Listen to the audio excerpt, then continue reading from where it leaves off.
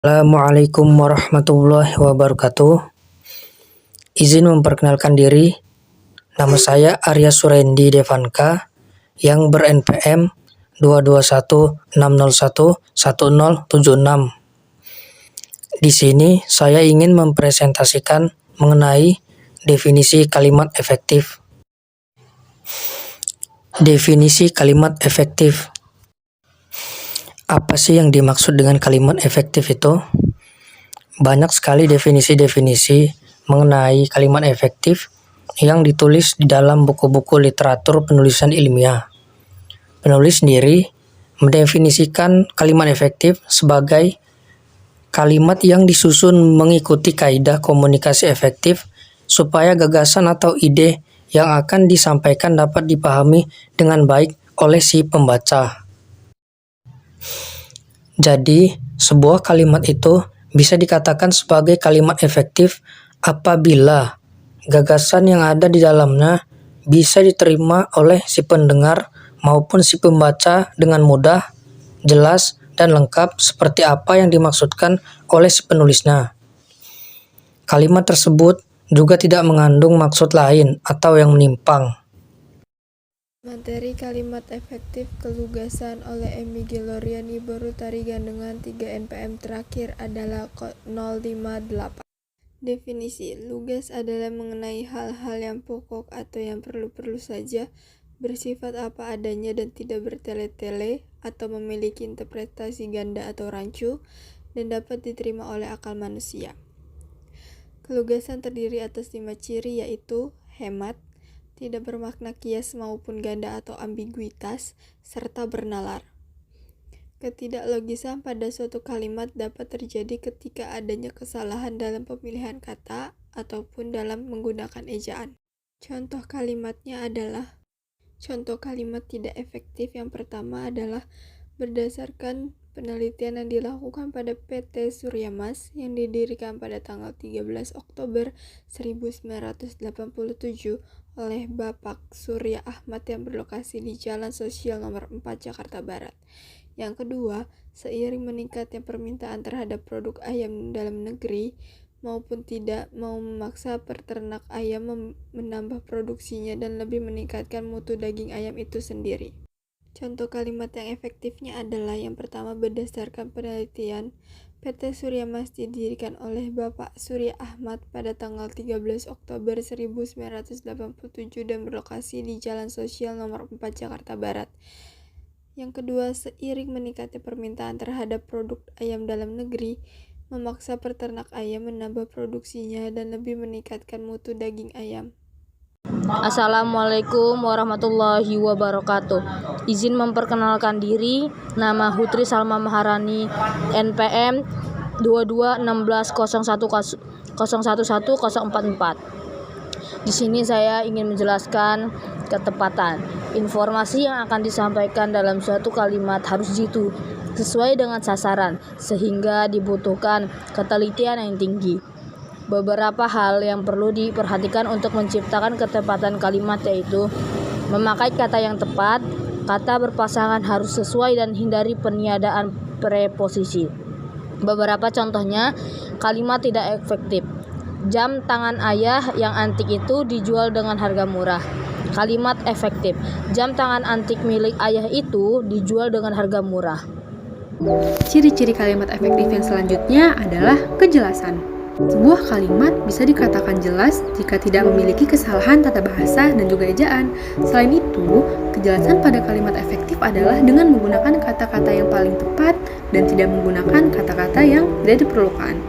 Kejelasan juga mensyaratkan agar kalimat-kalimat tersebut terstruktur dan unsur-unsurnya pun harus lengkap, karena sebuah kalimat dapat dikatakan efektif apabila berhasil menyampaikan pesan, gagasan, ataupun perasaan sesuai dengan maksud si pembicara atau si penulis.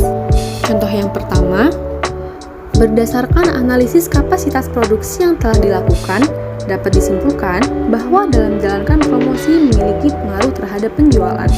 Dalam kalimat tersebut terdapat beberapa kata yang seharusnya tidak digunakan, kemudian direvisi menjadi berdasarkan analisis kapasitas produksi yang telah dilakukan, dapat diketahui bahwa promosi memiliki pengaruh terhadap penjualan. Kemudian, contoh yang kedua, jika keadaan semacam itu dibiarkan berlarut-larut, maka masyarakat di daerah itu bisa kehilangan kesabaran dan bisa bertindak anarkritis. Kemudian direvisi menjadi masyarakat di daerah itu bisa kehilangan kesabaran dan juga bersikap anarkritis jika keadaan semacam itu dibiarkan. Kehematan. Syarat kalimat efektif bahwa suatu informasi yang akan disampaikan harus cermat dan tidak boros. Caranya, pertama adalah menghilangkan subjek yang sama dalam kalimat majemuk. 2. Menghilangkan bentuk jamak pada kata benda bermakna jamak. Contoh kalimat. Setelah laporan ini diperbaiki, laporan ini akan segera dipresentasikan. Subjek pada induk dan anak kalimat kan sama laporan ini. Untuk menjaga kehematan, subjek yang mencakup harus dihapus salah satunya. Yang dihapus subjek dari anak kalimat. Menjadi, setelah diperbaiki, laporan ini akan segera dipresentasikan. Contoh yang kedua, banyak kata-kata bahasa Indonesia yang berasal dari bahasa asing. Kata banyak sudah bermakna jamak, lebih dari satu.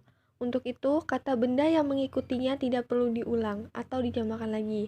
Pengulangan kata benda dapat dilakukan apabila kata jamak mendahulunya tidak dipakai. Menjadi banyak kata bahasa Indonesia yang berasal dari bahasa asing. Lutfi Oktaviza dengan NPM terakhir 012. Dalam kalimat efektif, kita juga harus mengandung kesejajaran antara gagasan yang diungkapkan dan bentuk bahasa sebagai sarana pengungkapnya. Kesejajaran dalam kalimat adalah penggunaan bentuk-bentuk kata atau kalimat atau konstruksi bahasa yang sama dan dipakai untuk memberi kejelasan kalimat secara keseluruhan. Bentuk dan struktur dalam kalimat efektif harus sama atau sederajat. Dalam hal bentuk, kesejajaran terletak pada penggunaan imbuhan, sedangkan dalam struktur, kesejajaran ada pada klausa-klausa yang mengisi kalimat majemuk. Contoh dari kesejajaran dalam kalimat efektif. Contoh pertama, buku itu dibuat oleh Badan Bahasa dan Gramedia yang menerbitkannya. Contoh kedua, harga minyak dibekukan atau kenaikan secara luas. Mari kita benarkan kalimat ini menjadi kalimat efektif sejajar. Oke, kalimat efektif yang benar adalah buku itu dibuat oleh Badan Bahasa dan diterbitkan oleh Gramedia. Harus memiliki kesejajaran dalam kata imbuhan di dan me. Kenapa? Karena kalimat efektif mengandung kalimat kesejajaran. Kalimat kedua adalah harga minyak dibekukan atau dinaikkan secara luas. Kalimat ini menjadi kalimat efektif karena memiliki imbuhan yang sejajar. Perkenalkan, nama saya Yuni Laila Aulia, MPM 2216011028. Di sini saya akan menjelaskan tentang contoh kalimat efektif. 1. Surabaya merupakan satu di antara kota besar di Indonesia. 2. Demi anaknya, Bu Susi rela bekerja sendirian. 3. Saran yang dikemukakannya akan kami pertimbangkan. Terima kasih. Saya Widya Sari dengan NPM 2216011092 akan menjelaskan tentang syarat-syarat kalimat efektif. Menurut Spinoza, ada 6 syarat agar sebuah kalimat menjadi efektif. Yang pertama, kesatuan. Kesatuan itu sendiri adalah terdapatnya satu ide pokok dalam kalimat. Artinya, dalam setiap kalimat hanya ada satu maksud utama penulis atau pembicara, dan maksud tersebut harus dapat dimengerti oleh pembaca atau pendengar. Yang kedua yaitu kepaduan atau koherensi. Kepaduan terjadinya hubungan yang padu antara unsur-unsur pembentuk kalimat. Unsur pembentuk kalimat yaitu kata, frasa, klausa, tanda baca, dan fungsi sintaksis. Yang ketiga yaitu keparalelan. Keparalelan adalah terdapatnya unsur-unsur yang sama dalam kalimat. Keparalelan akan membantu memberi kejelasan kalimat secara menyeluruh. Yang keempat yaitu ketepatan. Ketepatan adalah kesesuaian pemakaian unsur-unsur yang membentuk suatu kalimat sehingga tercipta pengertian yang bulat. Pemilihan suatu kata, frasa, idiom, dan tanda baca yang tepat akan menciptakan suatu makna yang bulat dan pasti. Dan yang kelima, kehematan. Kehematan dalam kalimat efektif merupakan kehematan dalam pemakaian kata, frasa, atau bentuk lain yang tidak diperlukan. Kehematan berarti tidak memakai kata-kata yang mubazir, tidak mengulang subjek, dan tidak menjamakan kata yang sudah berbentuk jamak. Dan yang terakhir yaitu kelogisan. Kelogisan adalah terdapatnya arti kalimat yang masuk akal. Jika sebuah kalimat yang sudah benar strukturnya, pemakaian tanda baca, kata dan frasanya dapat menjadi salah apabila maknanya lemah dari segi logika kebahasaan. Berbeda dengan Finoza, Putra SM menyatakan syarat-syarat kalimat efektif sebagai berikut. Yang pertama, kesatuan. Kalimat efektif harus mengungkapkan sebuah ide pokok atau satu kesatuan pikiran. Kesatuan tersebut bisa dibentuk jika ada keselarasan antara subjek dengan predikat, predikat dengan objek, dan predikat dengan keterangan. Syarat selanjutnya yaitu kehematan. Kehematan adalah terdapatnya hubungan antara jumlah kata yang digunakan dengan luasnya jangkauan makna yang diacu. Sebuah kalimat dikatakan hemat bukan karena jumlah katanya sedikit. Sebaliknya, dikatakan tidak hemat karena jumlah katanya terlalu banyak. Yang utama adalah seberapa banyaklah kata yang bermanfaat bagi pembaca atau pendengar. Oleh karena itu, kata-kata yang tidak perlu bisa dan variasi. Sekian dari saya. Atas perhatian teman-teman, saya ucapkan terima kasih. Bisa dihilangkan. Yang ketiga yaitu penekanan. Penekanan dalam kalimat adalah upaya pemberian aksentuasi, pementingan, atau pemusatan perhatian pada salah satu unsur atau bagian kalimat. Penekanan dilakukan agar unsur atau bagian kalimat yang diberi penegasan itu lebih mendapat perhatian dari pembaca. Ada dua cara untuk memberikan penekanan pada kalimat, yaitu 1. Pemindahan letak frase, 2. Mengulang kata-kata yang sama. Dan yang keempat yaitu kevariasian. Dalam penulisan diperlukan pola dan bentuk kalimat yang bervariasi. Kevariasian dalam kalimat merupakan usaha untuk menganeka-ragamkan bentuk-bentuk bahasa agar tetap menarik perhatian pembaca. Adapun menurut Dharma dan Kosasih, kalimat efektif memiliki syarat-syarat sebagai berikut. Yang pertama, kesatuan gagasan. Kalimat efektif harus memperlihatkan kesatuan gagasan. Unsur-unsurnya saling mendukung sehingga membentuk satu kesatuan ide. Selanjutnya yaitu kepaduan. Kepaduan adalah hubungan timbal balik yang jelas antara unsur-unsur pembentuk kalimat. Kepaduan berfungsi agar sebuah kalimat dapat menyampaikan informasi yang tidak terpecah-pecah.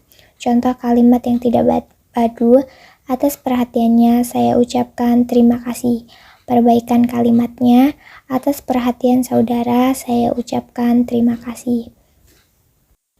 Syarat selanjutnya yaitu kelogisan. Suatu kalimat dianggap logis apabila mengandung makna yang dapat diterima akal sehat.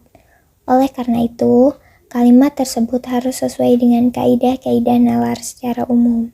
Contoh kalimat yang tidak logis, bersama surat ini saya beritahukan bahwa pada hari ini saya tidak masuk sekolah karena sakit. Perbaikan kalimatnya, dengan ini saya beritahukan bahwa pada hari ini saya tidak masuk sekolah karena sakit. Syarat yang terakhir yaitu kehematan. Kehematan berarti kalimat tersebut menggunakan kata-kata secara efisien dan tidak berlebihan. Setiap kata yang digunakan harus memiliki fungsi yang jelas. Berdasarkan uraian para ahli mengenai syarat-syarat kalimat efektif yang telah kita bahas bersama, dapat disimpulkan bahwa keefektifan sebuah kalimat dipengaruhi oleh beberapa syarat, yaitu kesatuan, kepaduan, keparalelan, ketepatan, kehematan, kelogisan, penekanan, dan variasi.